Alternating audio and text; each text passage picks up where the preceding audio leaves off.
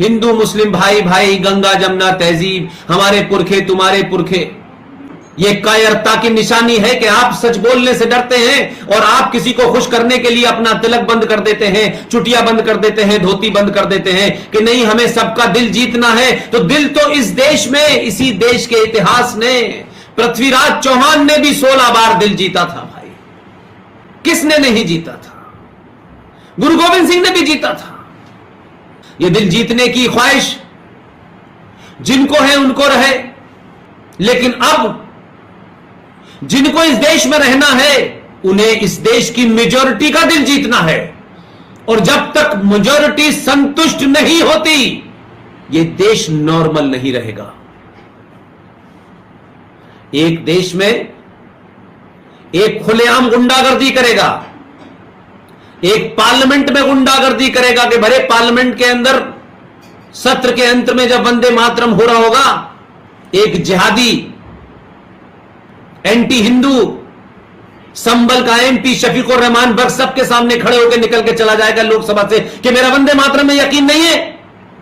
अगर तुम्हारा वंदे मातरम में यकीन नहीं है जो भारत के संविधान का हिस्सा है और पार्लियामेंट के अंदर वो बचता है, तो फिर तुम्हें इस पार्लियामेंट में बैठने का भी तुम्हें हक नहीं है। इसलिए हम मेजॉरिटी में हैं, हमने अपने कभी मेजॉरिटी होने का ना घमंड किया ना दम भरा, लेकिन हम मेजॉरिटी में हैं इसलिए हम पिटने के लिए नहीं बने हैं। हम मेजॉरिटी में हैं इसलिए कायर बनने के लिए नहीं बने हैं। हम मेजॉरिटी में हैं तो हम सच बात नहीं कहेंगे। हमें मालदा में डराओगे, हमें कश्मीर से मार के निकाल दोगे, हमें कैराना में डराओगे, हमें संबल में, मेरठ में, मुरादाबाद में, अलीगढ़ में, आजमगढ़ में, सब जगह तुम हमारी हत्याएं करोगे, लेकिन हम मेजॉरिटी में हैं इसलिए हमें नहीं कुछ कहना चाहिए। ये पाखंड जब तक हम जैसे लोग हैं नहीं चलने देंगे। ये गलतफहमी लोग दिमाग से निकाल दें। ये 21वीं सदी का सनातनी और हिंदू है। उसने वो किताबें नहीं पढ़ी हैं जो इरफान हबीब ने या रोमिला थापर ने या आर.एस. शर्मा ने लिख दी हैं। इसके पास पढ़ने के बहुत सारे सोर्स ऑफ इंफॉर्मेशन है, इसके पास बहुत सारी और दूसरी इंफॉर्मेशन है दुनिया की जो कोई रोक नहीं पा रहा है। और जब इंफॉर्मेशन आती है आपके पास और जब आप इंफॉर्मेशन को करेक्ट तरीके से पहुंचती है तो उसकी एनालिसिस भी ठीक होती है, और जब उसके पास इंफॉर्मेशन ठीक होगी उसका इंटरप्रिटेशन भी ठीक होगा। यूं ही देश में बदलाव नहीं हो रहा, और बदलाव को मैं सत्ताओं तक सीमित नहीं रखता।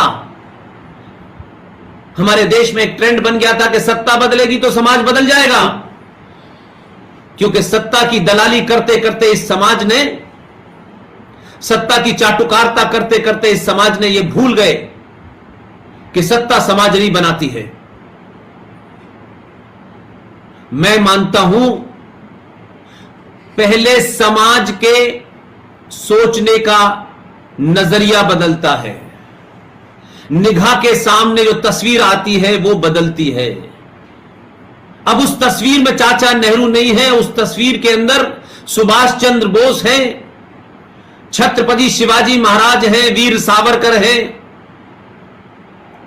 और तस्वीर बदलने से जहन बदलता है, जहन बदलने से दिल बदलता है, और दिल बदलने से आप बटन बदलने की शक्ति में बटन भी बदल जाता है, और जब सही जगह बटन दबाते हैं तो सत्ता बदल जाती है।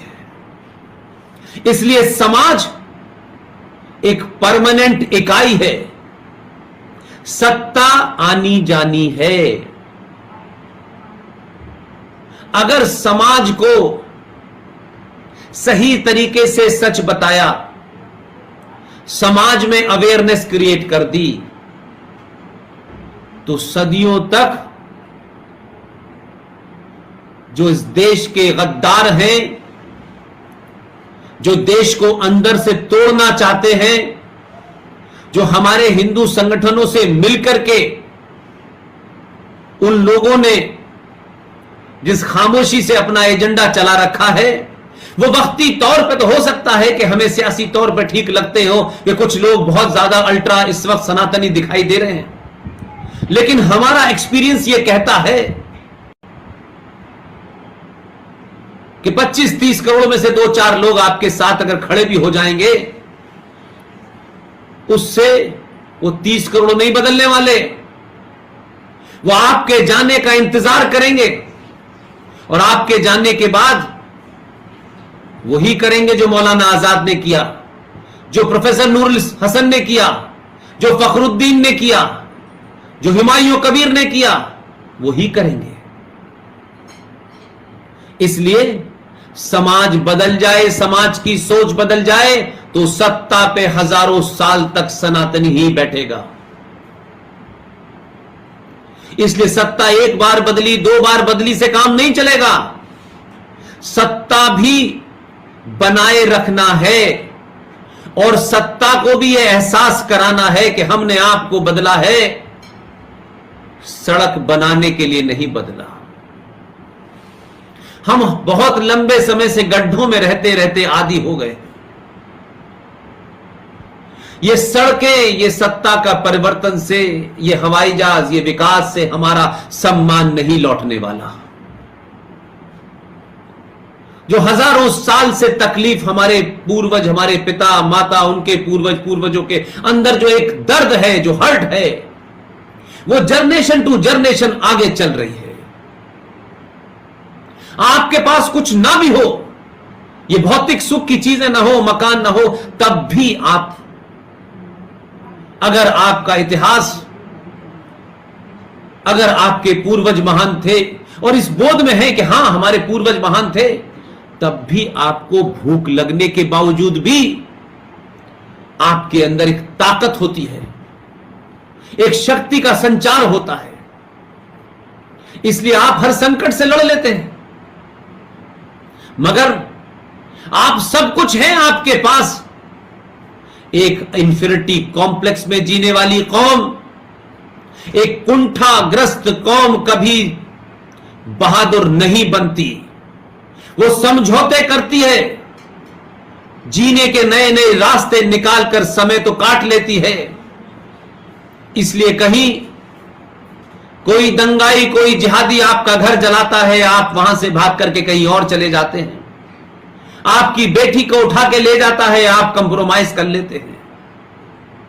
आप प्रतिकार नहीं करते, न शब्दों से करते, न इंटेलेक्चुअली करते, न समाज में करते। आपको लगता है कि कहीं मुझसे कोई नाराज ना हो जाए। सनातनियों, तुम्हें कब से डर हो गया कि कोई व्यक्ति विशेष तुमसे नाराज हो ना हो? तुम उसकी चिंता करोगे जिसने तुम्हें पैदा किया है, वो तुमसे नाराज ना हो जाए।